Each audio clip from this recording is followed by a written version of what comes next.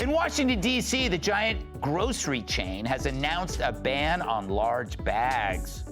Great, now where will I shop? Complains one large bag. We're talking about Russia briefly. You and I have talked before about how Hillary Clinton labeled you a puppet of Putin, a Russian asset. Debbie Wasserman Schultz shamefully said the same. And I saw recently President Trump withdrew Hillary Clinton's security clearance, which you had to do. Yes. I mean, that must have been a little fun. Right? Oh, just a little fun. I smiled. Of course you did. Greg Gutfeld and Megyn Kelly not only ridiculed Hillary Clinton, but they also shattered her political career like a wobbling IKEA shelf. After navigating decades of controversy, failed campaigns, and embarrassing attempts at relatability with surgical accuracy and razor-sharp wit, they were left with nothing but smoldering punchlines. Every blow was delivered with precision, and every look revealed a new crack in the perfect image. By the end, it was a prime-time political demolition rather than just a roast. All right, she lost an election, and now she's projecting. Hillary Clinton went on The View this week, which immediately raises a serious question. What's the weight capacity for that stage? But you'll never guess what she talked about. Her love of gardening, the things she does to stay healthy, how much she adores catching and cooking stray kittens. Nah, it was Donald Trump, as expected. But it's like I always tell Taylor Swift, girl, you gotta move on. Seriously, Trump doesn't just live in Hillary's brain. He's built a 500-unit condo with in-unit laundry and a rooftop lounge. Women should be in jail. Literally, Hillary Clinton should be behind bars. And so should the people who worked for her who did this. This is so blatantly corrupt. She wanted to distract from her email scandal. She cooked up a plan to accuse Trump of being a Russian agent. For comedians, especially those with a sharp tongue and little patience for corny talking points, Hillary Clinton's political career is an endless gift. Greg Gutfeld barely needed to warm up before the roast began. Throughout her career, Clinton has made an all-you-can-eat buffet of questionable decisions, political gaffes, and incidents that make you wonder if she is campaigning or reenacting a never-ending political déjà vu scenario. Hillary, she uses the phrase, what was it? I wrote it down here, handmaiden to the patriarchy, which I think she means she's bashing Monica Lewinsky. I'm not sure. But this only is appealing to an ever-shrinking circle of feminist women, the same who bow to the altar of trans men and keep silent when real women are victimized by really bad men. But again, it's another assigned opinion that's lazily presented, men against women. Whether it's race or gender, as long as you pit one group against the other, they won't look up at you. And this is how the Democrat Party survives. Her rise to fame was based on the idea that she was the most perceptive person in the room. But as she has shown time and time again, intelligence is not always synonymous with likability, relatability, or strategic acumen. Every public presentation, someone who has a PowerPoint ready for anything but hasn't turned on the projector. She campaigns as if she were addressing a boardroom in the mid-1990s, armed with a binder of bullet points, an overpracticed smile, and the ability to turn every genuine moment into a staged photo opportunity. Hillary Clinton decided to weigh in on this snub. Greta and Margot, while it can sting to win the box office but not take home the gold, your millions of fans love you. You're both so much more than Keno. Is that a reference to the movie? I didn't see it. And then here's the capper. At the end, hashtag Hillary Barbie. She's trying to make that a thing. Some of the reaction online to this, I love this. Clearly, Greta and Margot should have campaigned in Michigan. And Kelly treats the well-known email controversy like an Olympic sport. Most politicians' careers would be ruined if they handled sensitive information improperly. Clinton provided more explanations during his years-long explanation tour than were contained in the server logs. Because it concentrated on the mindset that accompanied the incident rather than just the issue itself, the roast was excellent. It was more than a mistake. It was a mistake that was veiled in denial, tinged with conceit, and accompanied by the words, "How dare you question me?" Stole his first term as president. These absolute liars who run around trying to act like they're the protectors of democracy completely ruined it, tried to undermine it at every turn and at the highest levels with lies, with out and out lies that were really serious, and changed foreign policy and changed the course of history in this country in Trump's presidency.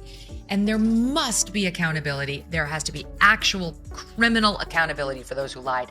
And I can't wait to see this administration do. Another example of a political gaffe so spectacular that it is still studied in coffee shop debates, podcasts, and courses as How Not to Lose an Election You Were Supposed to Win is the 2016 campaign. Losing to the current U.S. President, Donald Trump, was not only a disappointment but also a cultural moment.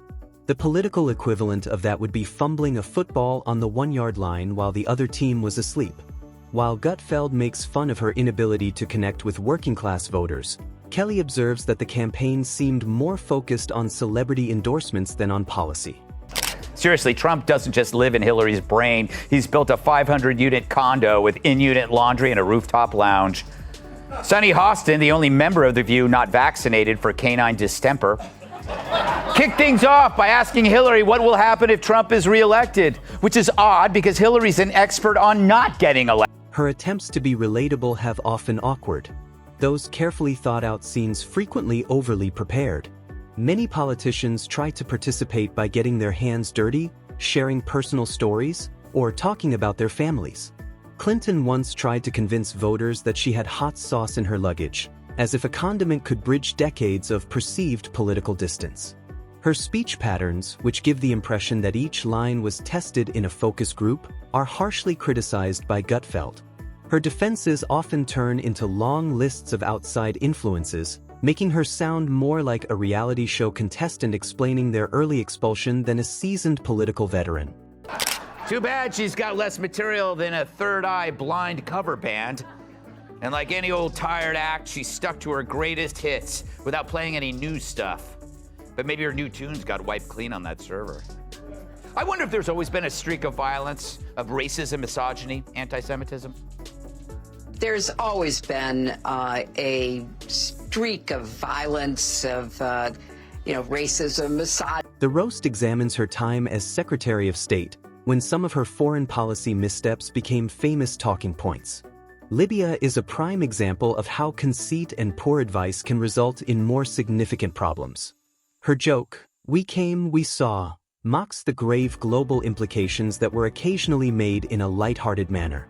This is a perfect fit for Kelly's comical toolkit. The Clintons' ability to mix their private interests with their public service is also criticized. Not because charity is bad, but rather because the Clinton Foundation garnered the kind of attention that fueled criticism, making it an easy target. Clinton remained active in the media, addressing crowds and reminding them that she had won the popular vote, as if would change the course of history. Army, she did need to distract from that email scandal, which was around her neck like an albatross. Trust me, we were covering it every night on the Kelly File at Fox News. She had clearly violated the law with that homebrew server that had been accessed by foreign agents. She compromised national intelligence information. She did things she would never have allowed anybody at the State Department to. Gutfeld and Kelly compare it to an athlete bringing their second-place medal to every dinner party and saying it was stolen, because it draws attention to the disparity between Clinton's view of herself and that of others. The roast is painful. She considers herself a leader who is misinterpreted and a trailblazer. She is viewed by critics as a representation of the deeply rooted, arrogant, and occasionally out-of-touch public politics of the establishment. Kelly points out that her constant public attention may make it difficult for her to regain the trust she has lost. You'll want to hit mute when they bring on the demon in a pantsuit. Yes, with election hopes waning, Dems promote Hillary's complaining. On Tuesday, the joyless Joy Reid welcomed Hillary Clinton to her horrendous show, and Clinton was in full GOP bashing mode. It's just like the good old days when Bill was accused of sexual misconduct and Hillary roamed the halls like She-Hulk in a pantsuit. Yeah, I am. So yeah, that's over for her. And a number of other people, by the way, when you look at the 51 Mark Zaid, I love former that. intelligence Sorry. officials who signed that Hunter Biden disinformation letter and never apologized for it, never held themselves accountable for it. Yes, Mark Zaid, you had Letitia James and Why others. did she even have one? Well, some of them didn't have clearances, but they had access to classified information, and so we took away that access. Gutfeld mocks self-pitying times, while Kelly challenges the legacy myth, pointing out that history tends to remember actions more than excuses. Clinton's occasional social media posts are compared to an old cousin trying TikTok, stumbling, acting, and often getting the opposite response. Her talking points haven't changed much over the decades, which creates a recurring pattern. By the end, the roast presents her career as a never-ending cycle of ambition, conflict, and reinvention. And, they're going to try to ignore him for as long as they can because they're deathly afraid of him. And they're going to do to him what they did to me in the Democratic primary of 2020, which is pretend you don't exist. And then if people start noticing you, then they will try to smear and cancel and destroy him at all costs. I remember what Hillary did to you. Exactly. Yeah, and she's still standing and baseless smears that repeated over and over and over again by the propaganda media until people actually start to believe it, and it starts causing some real damage. The next chapter is expected to see more attempts at relatability, more reimaginings of the past, and more examples of political brands that refuse to retire. Clinton still shows up on media platforms with the confidence of someone who thinks the public is watching every word he says. In the current context, this strategy may appear outdated. Even her spontaneous moments seem to have been carefully orchestrated. Hillary Clinton argues Joe should be, quote, direct and forceful, end quote, against Trump in the CNN debate. Yeah, direct and forceful, just like the noose I put around Epstein's neck. If I did it. Even now, her comments are carefully prepared and often lack warmth or spontaneity. In a time when sincerity usually resonates more than accuracy, Clinton still speaks in a scripted manner. While Gutfeld says her speeches have the appeal of a tax reform PowerPoint, Kelly notes that they combine well-executed achievements with long-standing annoyances. They highlight her tendency, which has the potential to frame important events as situations that she would have handled differently. Is not just an aberration where one or two people or a small group engage in that kind of violent rhetoric and urge people to take action against political figures. We're seeing a whole political party. All right, Ben Franklin. I know this is whataboutism, but... Younger voters and potential allies are turned off by her criticism of younger politicians, which often harsh. Her memoirs are portrayed as revealing, but critics see them as carefully constructed stories. But the tale doesn't stop there. Given Clinton's continued political presence, satirists and analysts will always have another opportunity to analyze.